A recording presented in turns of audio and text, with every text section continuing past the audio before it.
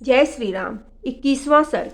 विश्वामित्र के रोषपूर्ण वचन तथा वशिष्ठ का राजा दशरथ को समझाना। राजा दशरथ की बात के एक एक अक्षर में पुत्र के प्रति स्नेह भरा हुआ था। उसे सुनकर महर्षि विश्वामित्र कुपित हो उनसे इस प्रकार बोले, राजन, पहले मेरी मांगी हुई वस्तु के देने की प्रतिज्ञा करके अब तुम उसे तोड़ना चाहते हो। प्रतिज्ञा क्या यह त्याग रघुवंशियों के योग्य तो नहीं है। यह बर्ताव तो इस कुल के विनाश का सूचक है। नरेश्वर, यदि तुम्हें ऐसा ही उचित प्रतीत होता है तो मैं जैसे आया था वैसे ही लौट जाऊंगा। कुकुत्थ कुल के रत्न, अब तुम अपनी प्रतिज्ञा झूठी करके हितैषी सुहृदयों से घिरे रहकर सुखी रहो। विद्वान विश्वामित्र के कुपित होते ही सारी पृथ्वी कांप उठी और देवताओं के मन में महान भय समा गया। उनके रोष से सारे संसार को त्रस्त हुआ जान उत्तम व्रत का पालन करने वाले धीर चित्त महर्षि वशिष्ठ ने ये राजा से इस प्रकार कहा, महाराज, आप इक्ष्वाकुवंशी राजाओं के कुल में साक्षात दूसरे धर्म के समान उत्पन्न हुए हैं। धैर्यवान, उत्तम व्रत के पालक तथा श्री संपन्न हैं। अतः आपको अपने धर्म का परित्याग नहीं करना चाहिए। रघुकुल भूषण दशरथ बड़े धर्मात्मा हैं, यह बात तीनों लोगों में प्रसिद्ध है। अतः आप अपने धर्म का ही पालन कीजिए, अधर्म का भार सिर पर न उठाइए। मैं अमुक कार्य करूंगा ऐसी प्रतिज्ञा करके भी जो उस वचन का पालन नहीं करता, उसके यज्ञ यज्ञादि इष्ट तथा बावाली तालाब बनवाने आदि पूर्त कर्मों के पुण्य का नाश हो जाता है। अतः आप श्री राम को विश्वामित्र के साथ भेज दीजिए। ये अस्त्र विद्या जानते हो या न जानते हो, राक्षस इसका सामना नहीं कर सकते। जैसे प्रज्वलित अग्नि द्वारा सुरक्षित अमृत पर कोई हाथ नहीं लगा सकता, उसी प्रकार कुशिक नंदन विश्वामित्र से सुरक्षित हुए श्री राम का वे राक्षस कुछ भी नहीं बिगाड़ सकते। ये श्री राम तथा महर्षि विश्वामित्र साक्षात धर्म की मूर्ति हैं। ये बलवानों में श्रेष्ठ हैं। विद्या के द्वारा ही ये संसार में सबसे बड़े चढ़े हैं। तपस्या के तो ये विशाल भंडार ही हैं।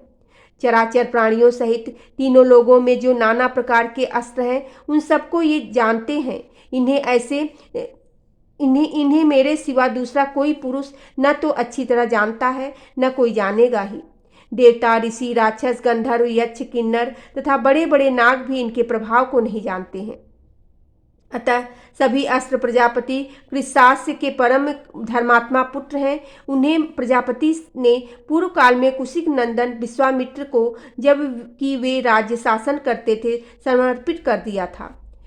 कृशास्य के वे पुत्र प्रजापति दक्ष की 2 पुत्रियां की संतानें हैं।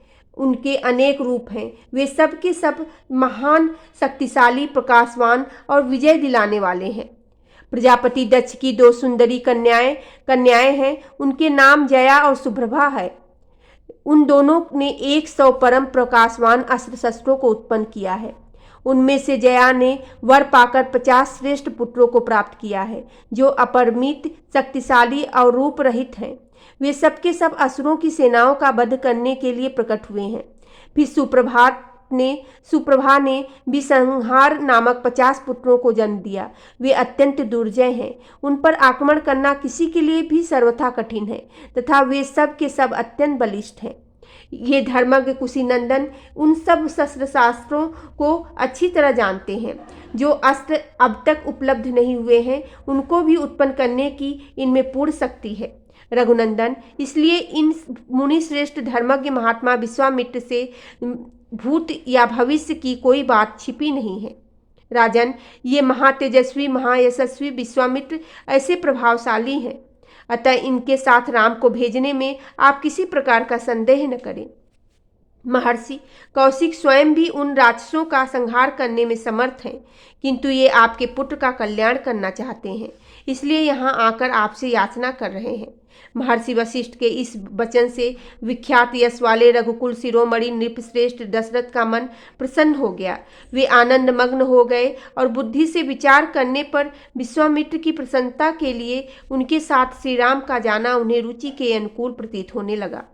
बोलो सियावेरे रामचंद्र की जय। पवन सुत हनुमान की जय।